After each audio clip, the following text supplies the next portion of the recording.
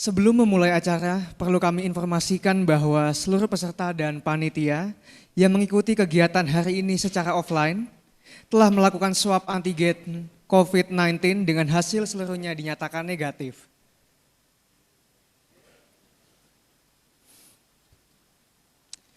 Bismillahirrahmanirrahim. Assalamualaikum warahmatullahi wabarakatuh. Selamat sore dan salam sejahtera untuk kita semua. Yang kami hormati Direksi PT Nindya Karya Persero, Kepala Satuan dan Sekretaris Perusahaan, Senior Vice President dan General Manager Divisi, Vice President, Manager, pejabat setingkat manajer, serta seluruh karyawan dan karyawati PT Nindya Karya Persero, serta undangan baik yang mengikuti secara langsung maupun secara virtual.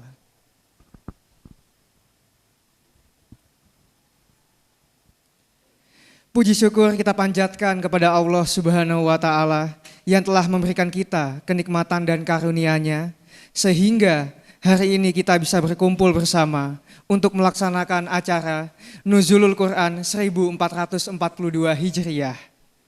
Salawat dan salam senantiasa tercurah kepada tauladan kita, Nabi Muhammad Sallallahu Alaihi Wasallam, serta kepada para sahabat dan umatnya.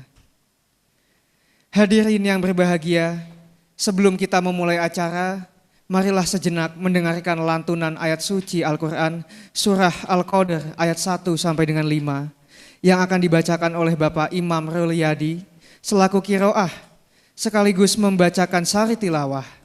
Kepada Bapak Imam Rulyadi kami persilahkan.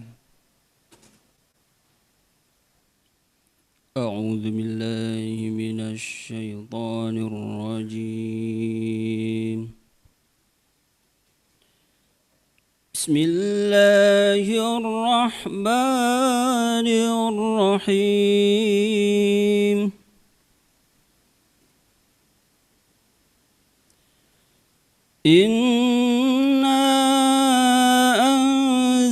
أنزلناه في ليلة القدر إنا أنزلناه في ليلة القدر وما أدراك ما ليلة القدر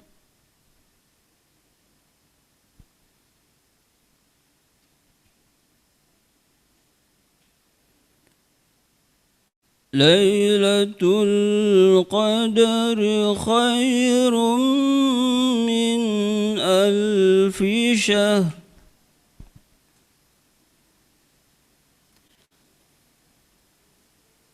تنزل الملائكة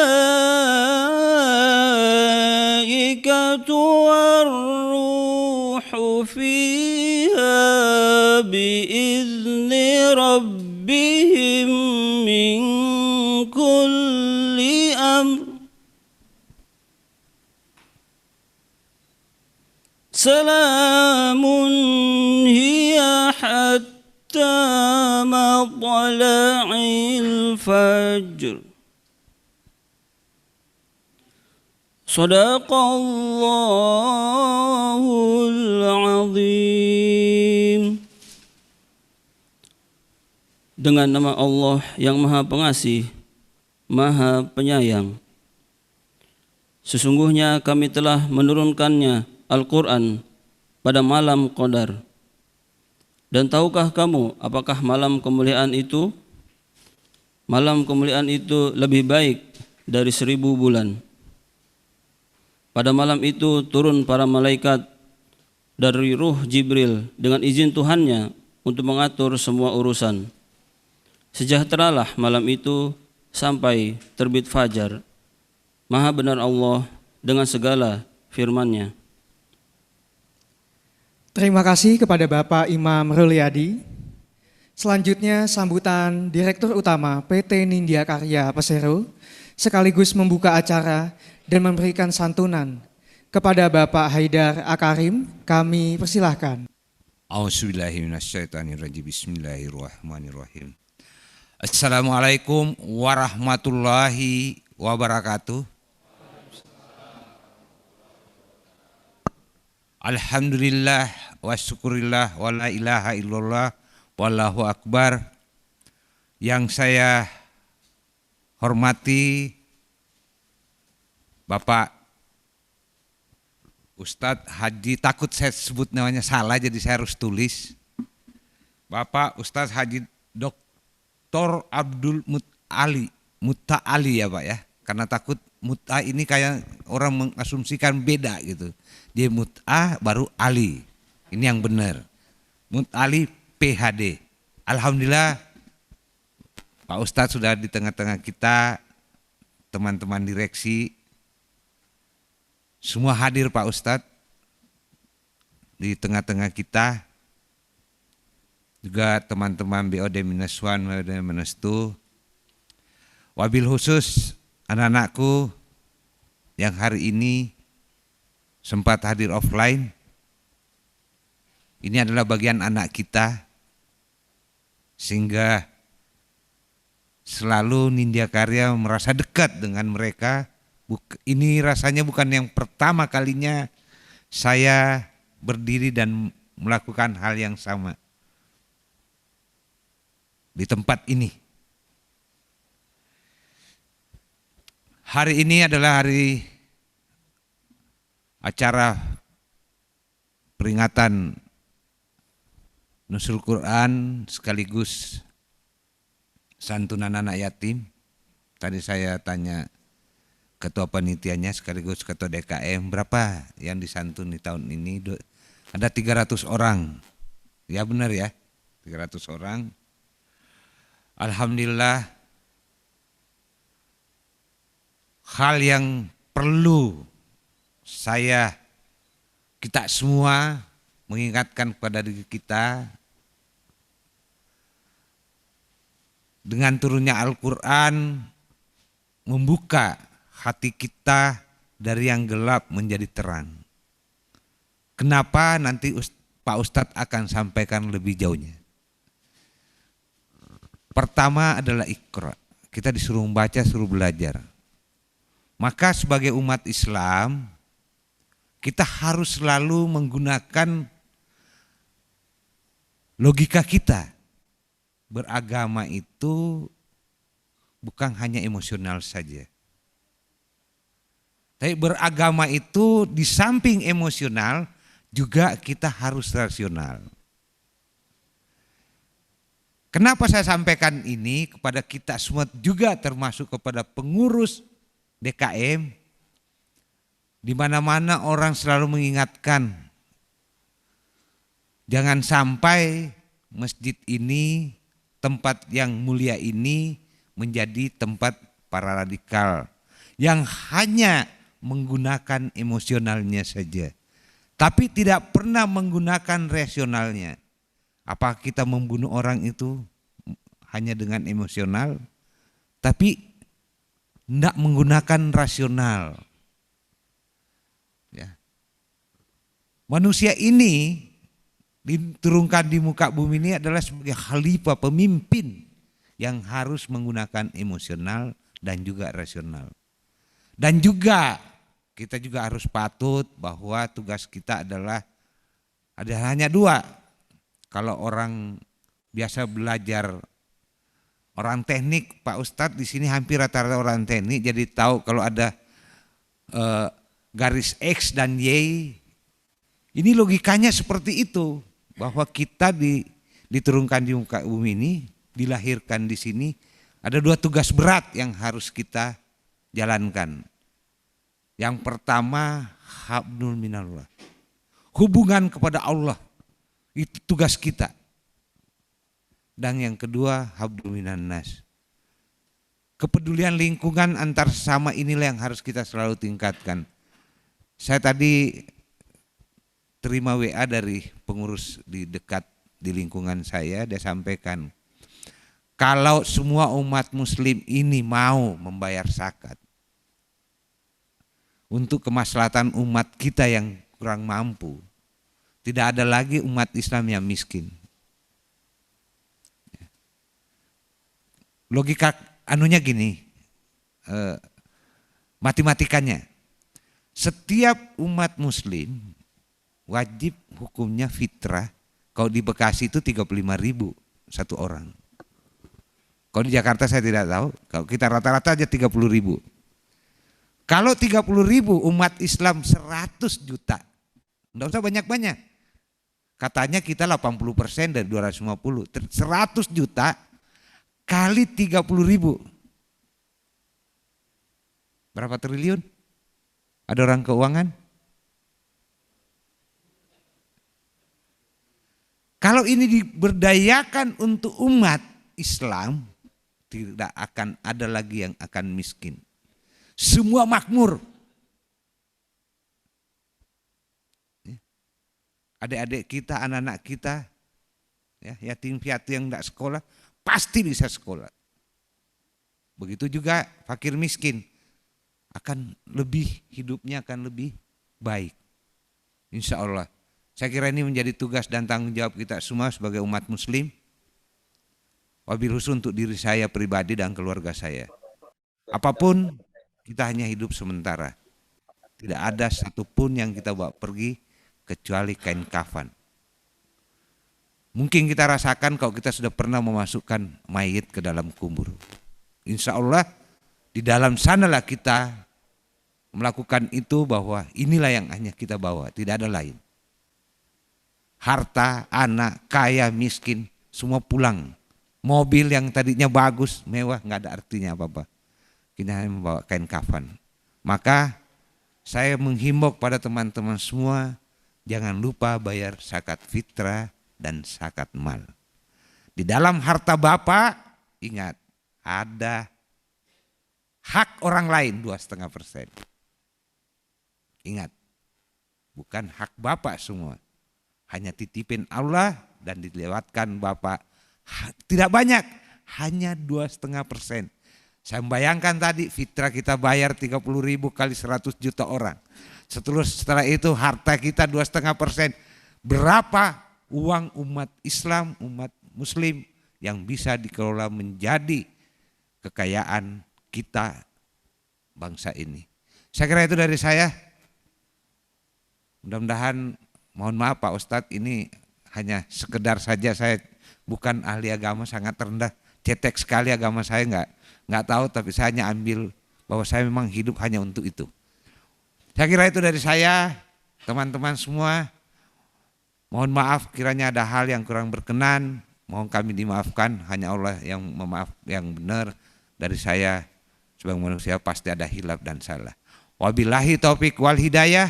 Wassalamualaikum warahmatullahi wabarakatuh.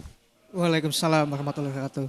Mohon pada Pak Dirut untuk tetap di tempat, karena acara akan dilanjutkan dengan pemberian santunan kepada anak yatim oleh Direksi PT Nindya Karya Persero. Selanjutnya kami juga mengundang jajaran Direksi PT Nindya Karya Persero untuk maju ke depan, mendampingi Dirut untuk menyerahkan santunan secara simbolik. Kami juga memohon kepada Bapak Yanto selaku pembina anak yatim untuk maju ke depan menerima santunan secara simbolik.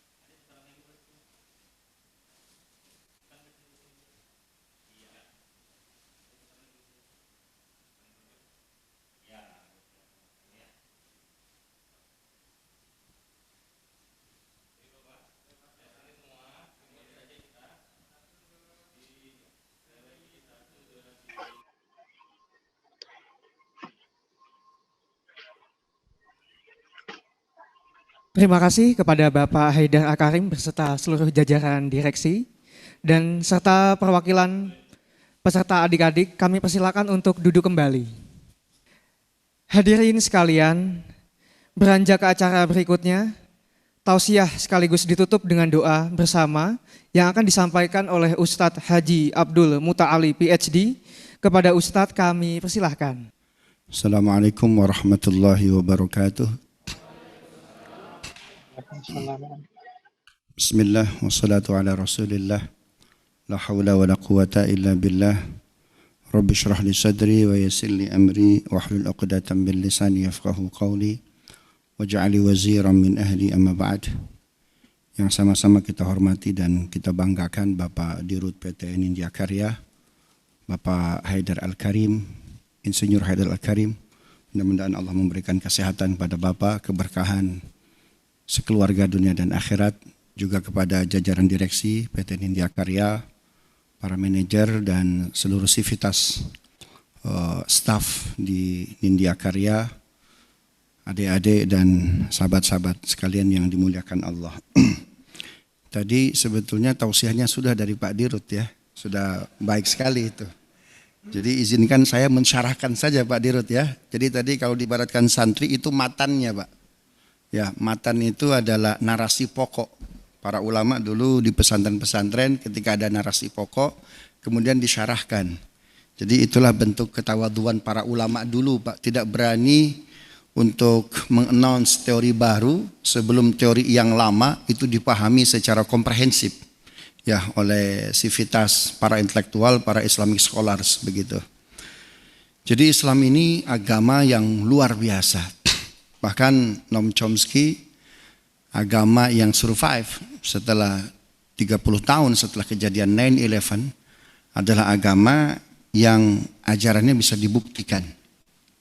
Ya, Islam ini dahsyat.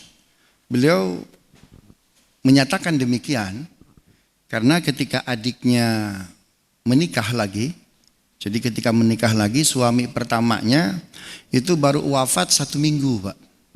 Tidak menggunakan masa tunggu, langsung menikah lagi. Padahal tanah kuburan suaminya masih merah begitu ya, nggak pakai masa tunggu 4 bulan 10 hari, langsung menikah lagi. Ternyata hamil. Ketika hamil kemudian melahirkan, dicek DNA-nya itu ternyata double. Ya, double. Artinya jejak digital suami pertama ini belum hilang ini. Nah, Islam itu punya teori yang namanya iddah, masa tunggu. Dan bukan hanya iddah, banyak teori-teori yang lain yang membuktikan bahwa Islam ini ajaran yang luar biasa. Tadi putranya Bapak ini kuliah di Inggris Pak ya. Saya satu waktu diundang oleh KBRI London. Setelah memberikan kajian terkait paradigma Islam Barat dan Islam Timur, lalu oleh anak-anak PPI London, Pak, anak-anak PPI Inggris, saya diajak ziarah kubur. Saya tanya, memang di Inggris ada wali? Saya bilang, di Inggris ini apakah ada makam keramat? Enggak sih Ustadz, tapi ada makam tokoh yang luar biasa. Ustadz mesti lihat. Siapa dia? Marx, Karl Marx Pak, yang punya buku Das Kapital. Saya bilang, memangnya dia Muslim? Ustadz ziarah aja dulu. Saya bilang ini sebuah sebuah sejarah yang saya kira ini nggak boleh dilewatkan bagi saya ketika kawan-kawan PPI Inggris meminta saya ziarah kubur. Ternyata ketika sampai di makamnya, nisannya Marx itu tertulis surat Hud ayat 27 Pak. Ayatnya itu faqala al-mala'u alladhina kafaru min qaumihi ma naraka illa basharan mithlana wa ma naraka taba'aka illa alladhina hum aradhiluna badiyar ra'i wa ma nara lakum 'alaina min fadlim bal nadhunnukum kadzibin. Rupanya kawan-kawan PPI ingin menjelaskan ini tapi mereka enggak paham apa ini maksudnya Ustaz katanya. Jadi kalau diterjemahkan Pak secara bebas ayat itu orang-orang pemuka kufar Mekah berkata, Muhammad, Anda itu pemuda biasa, nggak ada lebihnya dari kami, biasa-biasa aja. Bahkan followers Anda itu adalah our slave Pak, budak-budak kami. Jadi kalau kami gabung menjadi Muslim, jadi strata sosial kami apa bedanya dengan budak-budak kami? Nah, ayat itu menunjukkan bahwa followers Islam terbanyak awal Islam ada di kota Mekah itu adalah kaum budak, Pak. Itu sebabnya kenapa Das Kapital, buku magnum opusnya Karl Marx, Pak, itu menawarkan dua kelas manusia. Ada borjuis, ada proletar, tuh, Pak.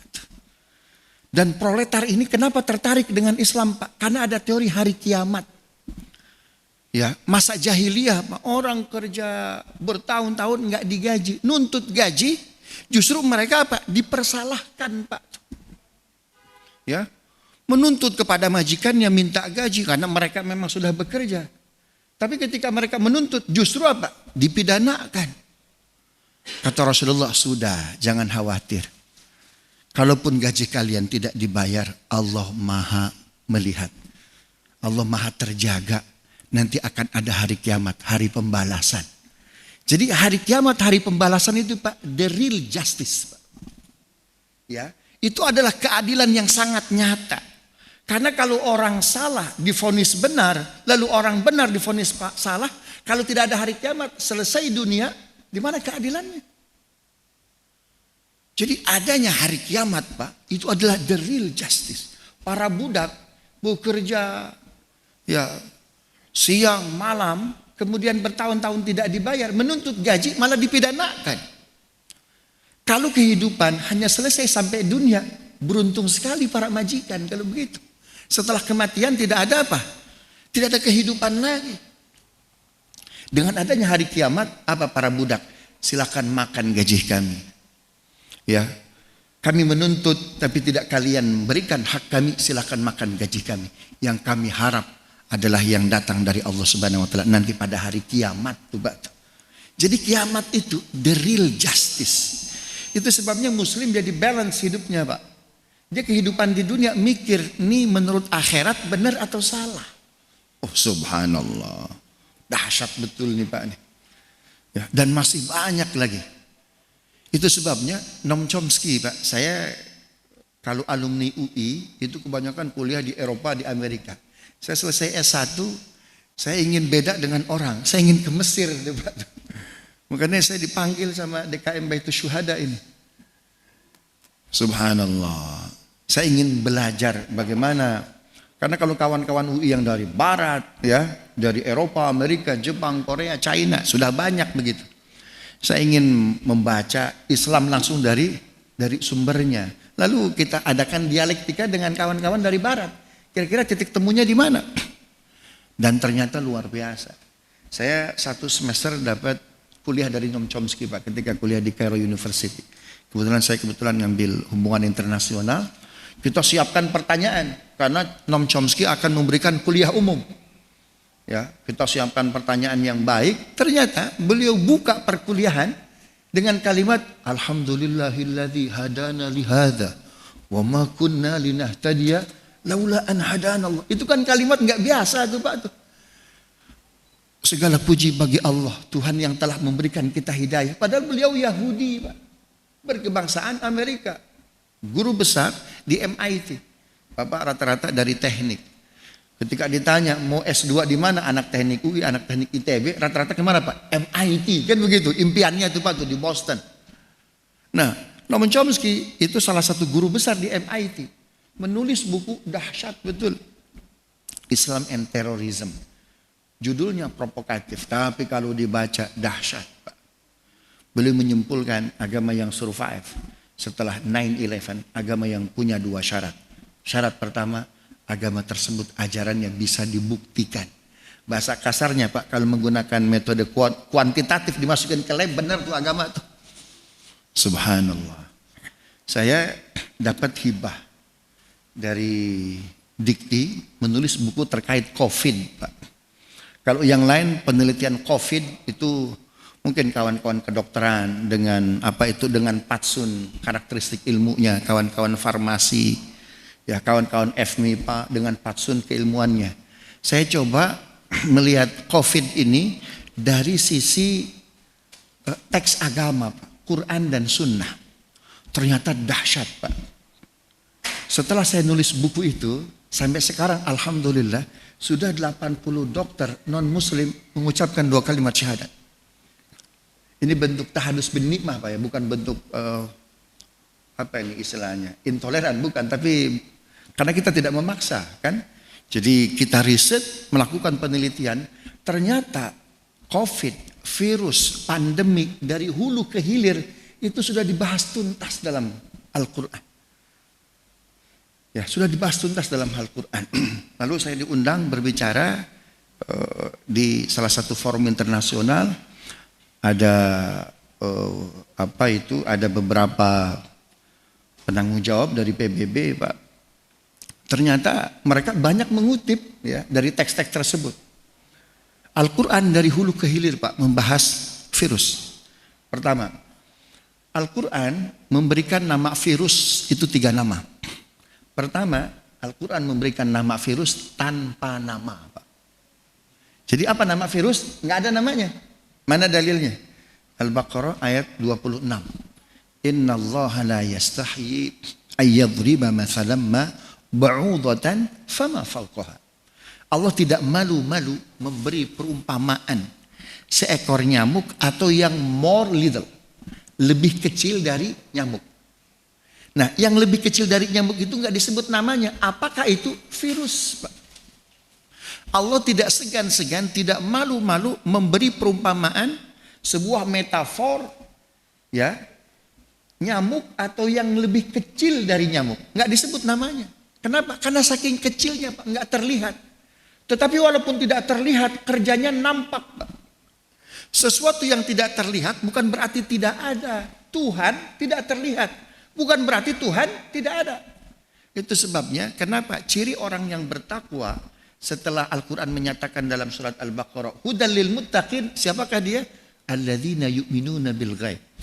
Orang-orang yang beriman kepada yang gaib, nggak kelihatan. Tapi keimanan kita menyatakan sesuatu yang tidak terlihat bukan berarti tidak ada. Virus 0,25 nanometer besarnya, Pak. Ya, nggak terlihat dia. Tetapi hasil kerjanya nampak 45 ribu mahasiswa, 45 ribu mahasiswa, manusia Indonesia Allah wafatkan. Ya, nggak kelihatan, tapi hasil kerjanya nampak tuh, Pak. Subhanallah. Menciptakan sesuatu yang kecil tidak terlihat, tapi dengan piranti yang lengkap, ada matanya, ada kakinya, ada tangannya, ada leher, ada mata, itu more difficult, Pak. Lebih sulit. Tahun 2007, mahasiswa S3 mahasiswa Indonesia yang sedang kuliah di Kairo dikumpulkan oleh Pak Habibie, Pak. Ya, dikumpulkan oleh Pak Habibie. Kata Pak Habibie, dulu saya dapat postdoc ke Frankfurt, itu beasiswa dari Habibie Center, Pak ya. Mudah-mudahan pahala Al-Quran yang saya baca, hadis yang saya baca pun pahalanya sampai kepada almarhum Pak Habibie, Pak ya. Kata beliau, CVU itu di-create oleh manusia 1947, kan besar sekali. Dulu kantor-kantor kita komputer kan pakai CPU, Pak ya. Dulu 1947, Pak, besar sekali CPU. Tapi coba kita lihat sekarang, smartphone, komputer, ya, high tech, Pak, achievement manusia, ya, semakin tinggi. Apa itu temuannya, maka produknya semakin apa? Semakin kecil. Virus, oh luar biasa. Ini makhluk Allah yang luar biasa. Kecil tapi pirantinya lengkap, Pak. Nggak terlihat tapi kerjanya nampak. Harusnya kita ini mengambil pelajaran dari virus, Pak. Nggak kelihatan, ya, tapi kerjanya nampak tuh, Pak. Kita maunya kerja kayak gajah, Pak. Kelihatan tapi hasilnya berapa? Sedikit tuh, Pak. Virus itu nggak kelihatan, Pak. Nggak nampak. Tapi hasil kerjanya sudah 152 juta manusia di muka bumi terpapar nih, Pak, karena virus. Sudah 45 ribu manusia Indonesia Allah wafatkan karena virus. Nggak kelihatan dia. Inilah ilmu ikhlas nih, Pak.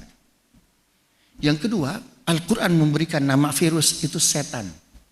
Setan. Mana dalilnya? Surat Shad ayat 41. Wadhkur abdana Ayyub idnadha rabbahu anni masaniya syaitan binusbi wa azab. Bacalah kisah hamba kami yang soleh namanya Ayyub ketika bermunajat, ya Rabb, aku tertular penyakit setan.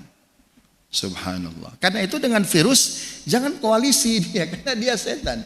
Bapak-bapak setiap Kamis malam Jumat baca Yasin. Siapakah setan? Innahu lakum aduwwum mubin. Musuh yang nyata. Masa dengan musuh berkoalisi? Jadi kalau orang senang berkerumun, itu senang bergaul dengan siapa itu?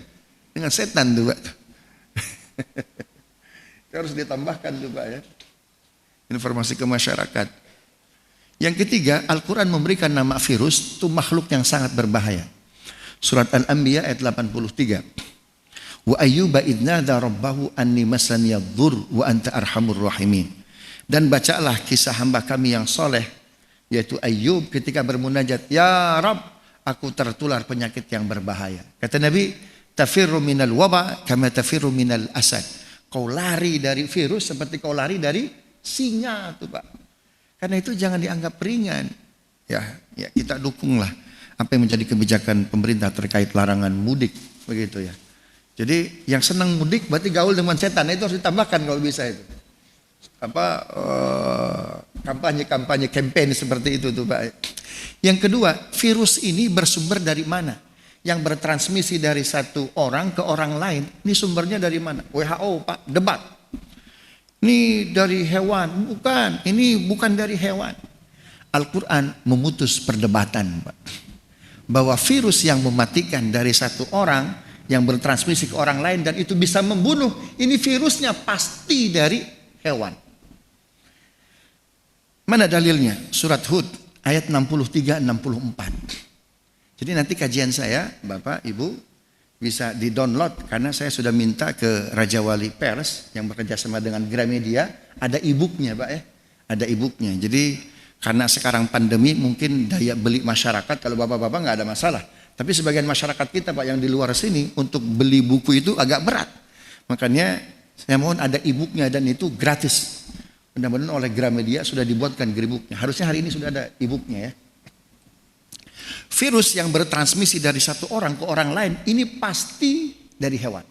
Dalilnya surat Hud ayat 63-64. Kisahnya Nabi Saleh punya umat namanya Samud. Ya Saleh, kalau Anda Nabi, setiap Nabi punya mukjizat. Tunjukkan kepada kami mukjizat Anda. Apa mukjizat yang engkau kehendaki? Kami ingin kau mengeluarkan batu, mengeluarkan unta dari balik batu ini. Itu kan impossible tuh Pak. Mengeluarkan unta dari mana? Dari batu. Kecuali unta yang di mall mana itu Pak tuh? Yang besar di depan mall. Kalau kita ke bandara. Ada yang besar itu miliknya Pak Tommy Winata mallnya itu. Ada unta besar di depannya itu Pak. Itu unta keluar dari mall kalau itu. Coba ya Soleh keluarkan unta dari balik batu. Berdoa Nabi Soleh. Ternyata keluarlah unta dari balik batu Pak. Apa kata Nabi Soleh? Wa ya qaumi hadhihi naqatullahi lakum ayah. Fadharuha ta'kul fi ardillah. Wa la tamassuha bisu'in fayakhudhakum adzabun qarib. Wahai umatku, ini unta Allah. Jangan disentuh, biarkan dia makan. Ternyata kaum Samud ngeyel Pak. Disentuhlah unta tersebut. Ya, apa kata Nabi Soleh? Yang menyentuh hewan, yang menyentuh unta, Anda harus diisolasi. Harus dikarantina. Berapa lama? 14 hari, 3 hari Pak. Ya, 3 hari. Mungkin kenapa sekarang 14 hari Pak? Karena banyak milenial mungkin startup begitu ya.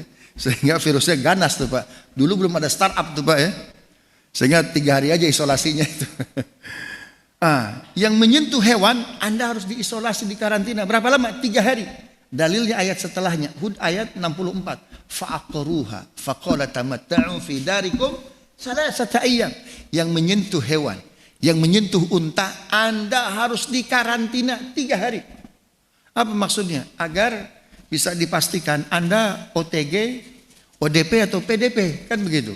Ternyata setelah 3 hari mereka demam, batuk, memar-memar dan mati, Pak. Subhanallah. Menariknya di situ ada diksi wala tamassuha, don't touch please. Jangan sentuh. Jangan sentuh tuh Pak. Jadi proses transmisi virus dari satu orang ke orang lain ini pasti bersumber dari mana? Dari hewan. Karena persentuhan. Menyentuh dalam Al-Quran ada 2 diksi Pak. Ada massa yamusuk, itu menyentuh langsung. Ya. Ada lagi iltama sayal tamisu, pun menyentuh. Apa bedanya massa yamusu menyentuh dengan iltamasa yaltamisu menyentuh? Kalau massa yamusu menyentuh langsung. Makanya kita dilarang apa Pak? Berjabat tangan. Karena itu massa yamusu, itu proses transmisi. Ada lagi iltamasa yaltamisu. Apa itu? Social distancing itu Pak. Karena penyebaran bisa lewat apa? Droplet. Penyebaran bisa lewat apa? Airborne tuh Pak. Itu. Makanya perlu apa? Jaga jarak. Karena itu saya agak kurang sepakat. Yang tetap memaksakan sholat harus apa? Harapat. Itu mohon maaf tabrakan dengan Quran tuh Pak. Saya tidak perlu mengoreksi ceramah beliau. Tidak perlu. Ya, tetapi yang memaksakan dalam kondisi seperti ini ceramah, ya, sholat harus rapat, itu nggak sesuai dengan nilai-nilai Quran tuh Pak. Karena Quran mengatakan ketika ada pandemi ada massa yamusu, ada iltamasa yaltamisu. Jadi bukan hanya menyentuh langsung, tapi apa itu? Berjarak tuh Pak. Dahsyat sekali itu Quran tuh Pak. Dan ternyata virus ini pasti dari mana? Dari hewan tuh Pak. Quran menyatakan demikian. Saya pernah dapat tugas meneliti di Cina Pak. Selama 4 bulan. Keliling Cina, termasuk ke Wuhan. Memang ada sebagian masyarakat Wuhan itu kurang menjaga kebersihan Pak. Kurang menjaga kebersihan, jadi makan kelelawar langsung, ya makan kampret langsung tuh Pak, cebong langsung. Makanya Cina kuat Pak, kampret cebong dimakan, kita berantem. Subhanallah. Ya. Nah, harusnya bersatu kita, ya, tidak saling menyalahkan satu dengan yang lain. Nah, Quran memutus perdebatan bahwa proses transmisi virus dari satu orang ke orang lain mematikan. Ini pasti dari mana? Pasti dari hewan. Dahsyat betul. Yang kedua, apa yang mesti dilakukan ketika salah seorang di antara kita ya ada yang terpapar? Quran menyatakan dalam surat Al-Baqarah 243. Alam taro ilal ladzina kharaju min diyarihim wa hum ulufun hadaral maut. Di Madinah ada sebuah distrik namanya Bani Sulaim. Kebetulan itu seluruh masyarakatnya Yahudi. Salah seorang warganya ada yang terpapar wabah, terpapar virus sampai mati. Mereka ketakutan nih. Akhirnya apa? Mau keluar. Kata Nabi, jangan keluar. Karena kalau Anda keluar, Anda akan menyebarkan kepada penduduk destinasi baru nanti. Karena mereka ketakutan Pak, warganya ada yang meninggal, takut mereka terpapar, akhirnya terpaksa keluar ke Syam Utara, akhirnya satu Syam terpapar virus tuh Pak. Hal ini diabadikan oleh Al-Quran, Al-Baqarah 243. Alam taro ilal ladzina kharaju min diyarihim wahum ulufun hadaral maut. Lihat mereka yang keluar ketakutan ya dari wilayahnya karena ada warganya terpapar virus. Karena itu terkait teori virus Pak, itu ketika kalian mendengar ada satu wabah di satu tempat, jangan masuk. Kalau sudah kadung di daerah tersebut, jangan apa? Jangan keluar. Teori apa nih? Teori lockdown. Untuk lockdown memang harus punya ketangguhan, ketahanan ekonomi yang cukup baik Pak, ya, cukup baik. Itu sebabnya lihat Nabi. Ketika Nabi melakukan teori lockdown Pak, keluarlah hadis Tabrani. Apa kata Nabi? Badiru bis sadaqah fa innaha tadfa'ul waba wal bala wal hurub. Ketika kalian melockdown wilayah kalian, apa kata Nabi? Badiru bis sadaqah, segerakan sedekah. Karena sedekah itu akan mencegah apa? Bahaya, wabah dan huru hara. Bapak-bapak kita di sini alhamdulillah gajinya bulanan. Ada yang orang itu memperoleh uang harian Pak. Tukang cilok, tukang bakso, tukang bubur. Mangkal di kantor, mangkal di sekolah. Kalau working from home, siapa yang membeli produk-produk mereka Pak? Siapa yang jadi customernya? Karena itu bantu mereka dengan apa? Sodako. Bahasa state-nya apa? Jaring pengaman sosial. Oh dahsyat betul Islam itu Pak. Dahsyat betul. Karena itu Islam tuh wahyu pertamanya apa? Iqra, iqra, iqra, baca, baca, baca. Agar proses ibadah bertauhid enggak emosional kata Bapak, harus rasional. Karena dari baca Pak. Ya, wahyu pertama Islam bukan ruku lah, sholat lah, jihad lah, bukan. Tapi iqra. Bacalah, bacalah, bacalah. Oh dahsyat betul.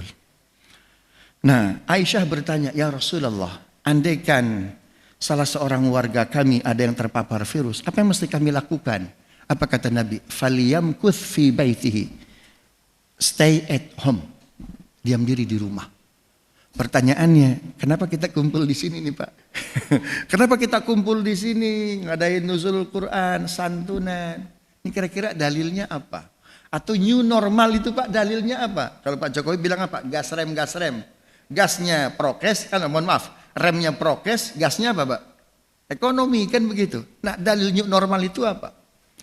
Dalam surah Nabawiyah yang ditulis oleh Ibnu Hisham ada informasi dahsyat Pak. Ya, ada 2 orang sahabat Nabi yang sangat so sweet Pak. Sangat bersahabat betul, sangat dekat betul. Satu dengan yang lain saling menyayangi. Sahabat itu namanya Salman Al-Farisi dan Abu Darda. Ini keduanya saling mencintai itu Pak, saling menyayangi, so sweet betul lah. Nah, dalam satu peperangan namanya perang Bani Mustalik, Salman absen. Tidak hadir Pak, karena satu dan lain hal. Abu Darda yang ikut. Rasulullah pada perang Bani Mustalik diberikan untung besar karena dapat ghanimah, harta rampasan perang cukup banyak. Termasuk Abu Darda, ya, dapat keuntungan ghanimah cukup banyak. Maklum Pak, kalau uang banyak biasanya ingin mengadakan apa? Syukuran. Ingin mengadakan syukuran, mengundang di antaranya siapa? Kawan baiknya yang tidak hadir, siapa? Salman Al-Farisi, dikirimlah undangan. Ketika sampai undangan di tangan beliau, ini saya mesti hadir. Karena kewajiban muslim, 1 dari 5 kewajiban muslim ketika diundang wajib hadir. Pak. Tapi ketika itu Madinah sedang ada wabah. Pak. Ya, ketika itu Madinah sedang ada wabah. Jadi yang bilang bahwa wabah pandemi ini adalah buatan, dia nggak baca sejarah. Ayah Rasul Pak, Abdullah bin Abdul Muthalib itu wafat pun sama karena COVID 571 Masehi Pak, bukan COVID-19. Ya, ayah Rasul Abdullah bin Abdul Muthalib ya, itu wafat karena COVID 571 Masehi. Dimakamkannya di pinggir Masjid Nabawi. Kalau yang pernah ke Madinah, mungkin Pak Dirut, Bapak sangat sering lah dengan jajaran direksi di sini, itu makamnya di pintu 16 Pak, Masjid Nabawi. Kalau Bapak tinggal di hotel Movenpick tuh ya, itu pasti lewat pintu 16. Saya nggak berani Pak, kalau pintu 16. Kenapa? Karena makam ayah Rasul di situ. Jadi saya diantar oleh Said Ahmad, ya, putranya Said Maliki Pak. Saya tanya ke beliau, itu kalau makam ayah Nabi di mana? Huna di sini, pintu 16. Jadi kalau orang lewat pintu 16 Pak khawatir itu menginjak makam siapa tuh? Abdullah bin Abdul Muthalib. Ayah Rasulullah SAW. Itu wafat karena COVID 571 Masehi itu Pak. Subhanallah. Nah ceritanya diundang Salman. Satu sisi dia harus hadir karena kewajiban seorang muslim. Ketika diundang wajib hadir. Tapi ketika itu ada wabah. Ketentuannya SOP-nya kalau ada wabah falyamkuth fi baitihi, stay at home. Bentrok 2 dalil itu Pak. Maka dia cari kunci jawabannya. Dalam Al-Quran baca Al-Fatihah, Al-Baqarah, Ali Imran, An-Nisa. Dalam surat An-Nisa ada ayat 147. Ma yaf'alullahu bi'adzabikum in syakartum wa amantum wa kana Allahu syakiran alima. Allah tidak akan mengirimkan azabnya. Allah tidak akan menularkan virus dari satu orang ke orang lain jika ia terpaksa keluar rumah.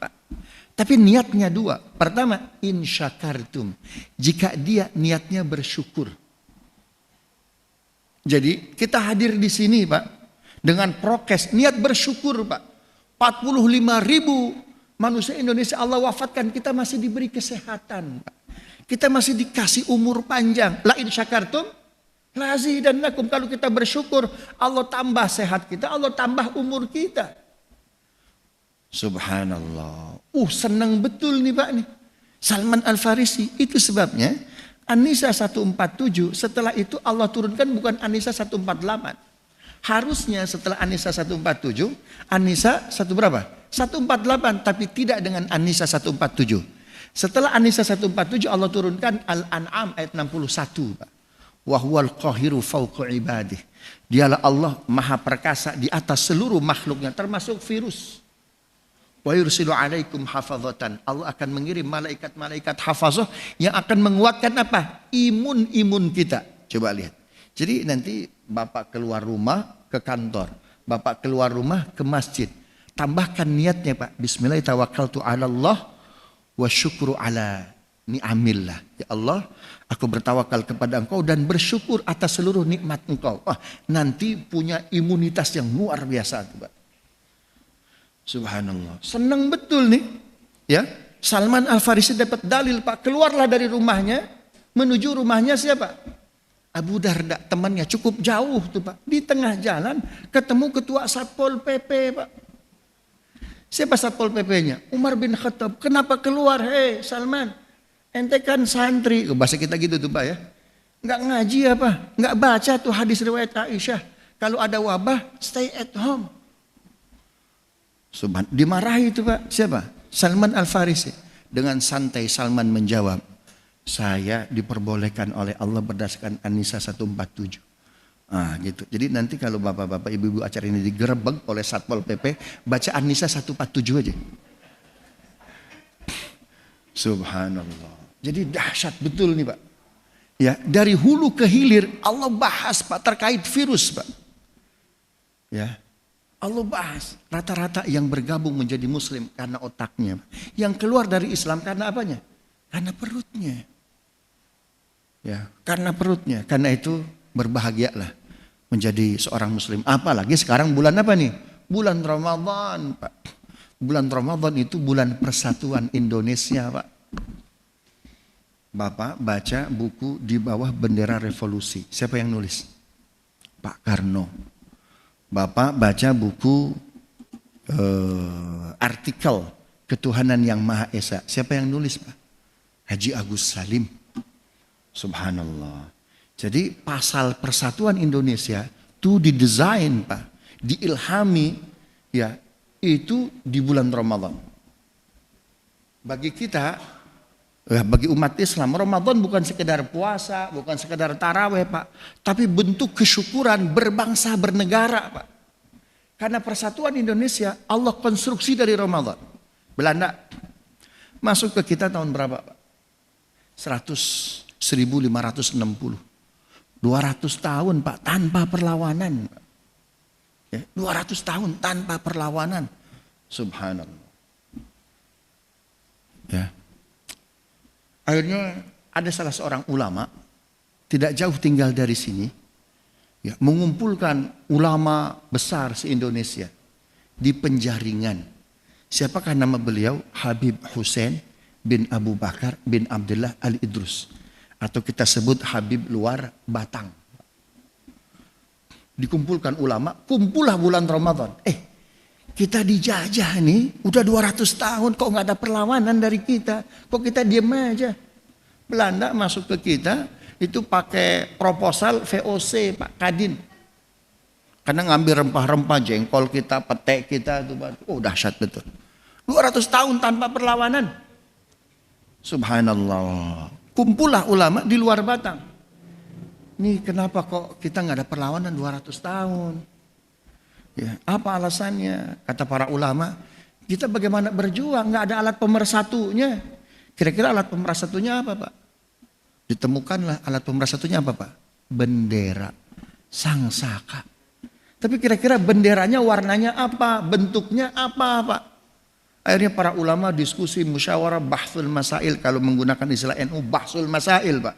Kalau menggunakan Muhammadiyah tarjih. Ini kira-kira apa nih? Bendera kita warnanya apa, bentuknya apa? Akhirnya musyawarah, istikharah, buka kitab. Ya, Habib Luar Batang beliau baca Sahih Muslim Pak. Baca dari awal hingga akhir. 2 bab mau terakhir Pak, mau selesai Sahih Muslim baru ketemu bab. Babnya bab tentang apa? Tentang fitnah. Perawi pada hadis tersebut itu hadisnya nomor 7440, 7441 Pak. Diceritakan kata Rasul, Annallaha zawaliyal arda masyariqaha wa magharibaha. Sesungguhnya Allah memperlihatkan kepada aku bumi, baratnya, timurnya. Dan Allah memberikan kepadaku 2 pusaka. Wa a'tanil kanzaini al-ahmar wal abyad. Warnanya merah dan putih, Pak. Oh, dahsyat betul tuh, Pak. Cerita ini Bapak bisa baca di buku Api Sejarah. Di bawah bendera revolusi. Di artikelnya Haji Agus Salim. Dahsyat betul. Saya ketika ke Leiden, ya ke Belanda. Di bendera asli kita yang yang dibuat oleh Habib Luar Batang adanya di Leiden, Pak. Karena diambil bendera tersebut oleh Holland, ya, beliau meninggal, Habib Luar Batang, benderanya dibawa ke sana, Pak. Adanya di Leiden. Wah, luar biasa. Jadi ketika itu muncullah pergerakan perlawanan kepada Belanda di setiap daerah, Pak. Setelah kita punya apa? Bendera merah putih. Hasil kesepakatan tersebut disosialisasikan ke masyarakat. Hei orang Nusantara, Indonesia belum ada, Pak. Hei orang Nusantara, kalian kalau bikin rumah itu kayu atasnya pakai apa, Pak? Bendera merah putih. Orang tua kita kan dulu, Pak, kalau bikin rumah, kayu atasnya itu pakai apa tuh? Bendera merah putih. Kalian orang Nusantara kalau punya anak, tolong ya adakan syukuran dengan membuat apa? Bubur merah dan bubur putih. Dalam rangka apa, Pak? Sosialisasi. Inilah tahun persatuan tuh, Pak.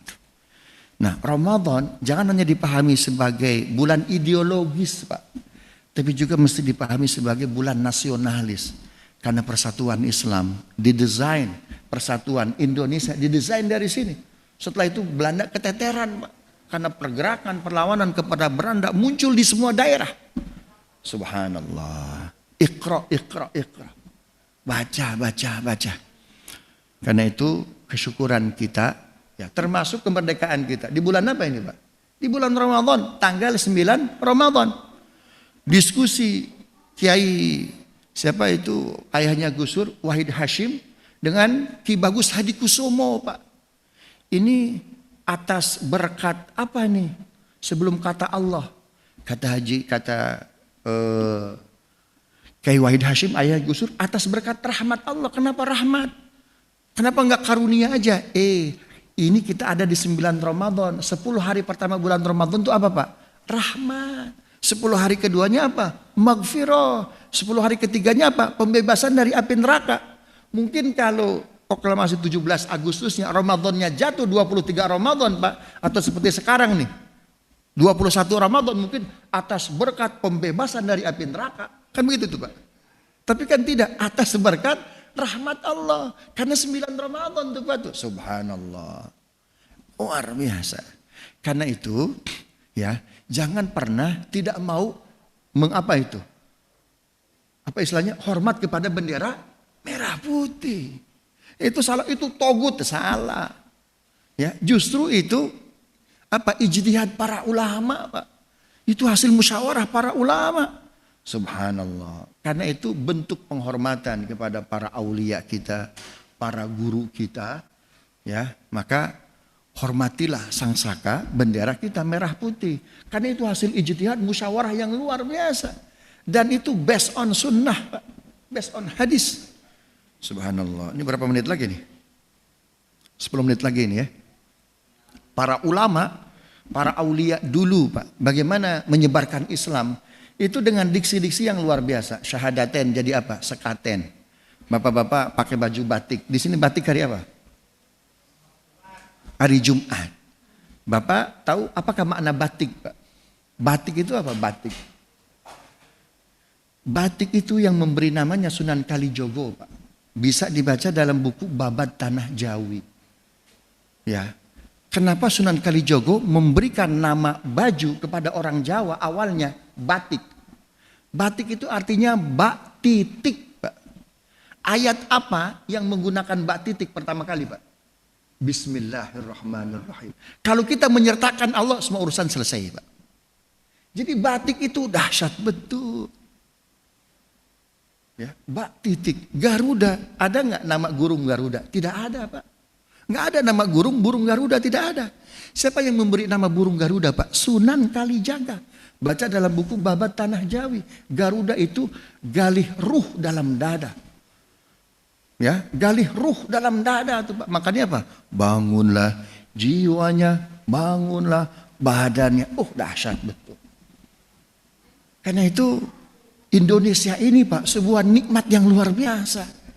Ya, dia ijtihad para ulama, para aulia. Jadi kalau membedakan antara Indonesia kemudian mengatakan togut, itu nggak benar, nggak paham sejarah. Ya, tidak paham sejarah. Karena itu ikronya harus kuat. Ya, bacanya harus kuat. Subhanallah. Karena kebanggaan kita menjadi bangsa Indonesia ini ternyata nggak bisa dilepaskan Pak. Dengan apa? Dialektika keagamaan. Dan ternyata toleransinya luar biasa. Kata Noam Chomsky, agama yang survive setelah 30 tahun kejadian 9/11, syarat yang kedua, agama tersebut harus apa? Harus toleran, Pak. Harus toleran. Kata Noam Chomsky, aku menemukan toleransi dalam Islam luar biasa. Ya, luar biasa. Di mana Bapak tahukah sejarah perang Badar, Pak? Sejarah perang Badar itu ketika Rasulullah tiba di Madinah, itu orang Yahudi, orang Nasrani, Pak, mereka bersatu menandatangani 48 pasal, Pak, piagam Madinah. Ya. Nah, terjadilah kerukunan beragama luar biasa di Madinah, Pak. Orang-orang kufar Mekah, berapa menit lagi nih ya? Orang-orang kufar Mekah, Pak, ini tidak tertarik dengan kerukunan Islam, Yahudi, Nasrani. Akhirnya apa? Mereka datang ke Badar. Padahal mereka datang ke Badar itu dalam langkah apa? Melakukan perniagaan ke Syam. Harusnya berangkat ke Syam itu pada musim panas. Kalau ke Yaman musim dingin. Akhirnya mereka berangkat musim dingin, Pak. Ya, maksudnya apa? Karena mereka tidak tertarik dengan kerukunan yang terjadi di antara umat Islam. Apa yang terjadi, Pak? Malam hari ketika mereka standby di Badar, ya, malam hari mereka bakar gereja. Agar apa? Penganut gereja menyangka bahwa ini yang melakukannya adalah kalau bukan Yahudi, umat Islam. 3 hari setelah itu, Pak, mereka bakar sinagog. Agar yang melakukan ini tidak ada fitnah lagi kecuali umat Islam. Ternyata betul, Pak. Penganut ada terjadi kesalahpahaman dari saudara kita Nasrani dan Yahudi, akhirnya membakar Masjid Nabawi.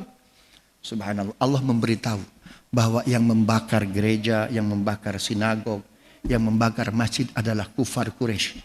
Hal ini bisa dibaca dalam apa? Dalam surat Al-Hajj ayat 40. Jadi sebetulnya faktor kerukunan keagamaan di Indonesia luar biasa.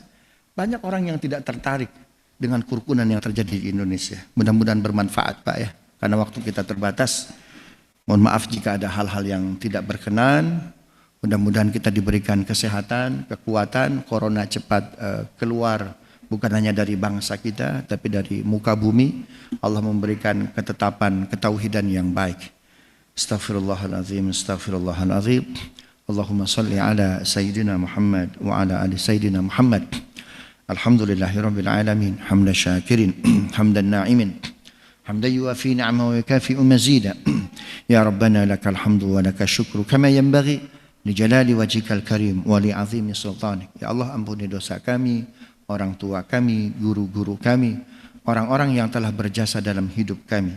Ya Allah, kami tinggal di wilayah, di bangsa ring fire, antara cincin api. Mudah saja seluruh makhluk Engkau, bumi kah, gunung kah, laut kah, untuk memberikan bencananya. Tapi tidak sulit bagi Engkau menahan gunung kami, laut kami, langit kami, sungai-sungai kami. Karena itu, baguskan iman kami, baguskan tauhid kami, baguskan akhlak kami. Ya Rabb, jadikan Ramadan ini agar ibadah kami bisa mengangkat seluruh musibah kami, musibah pandemi ini. Ampuni seluruh dosa kami, terima ibadah kami, kuatkan keindonesiaan kami.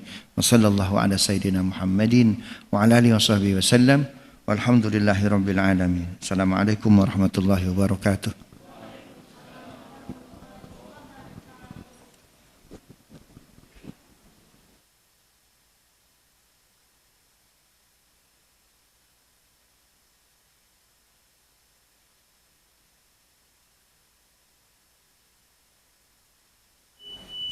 Terima kasih kepada Ustadz Haji Abdul Muta'ali PhD atas tausiah yang diberikan.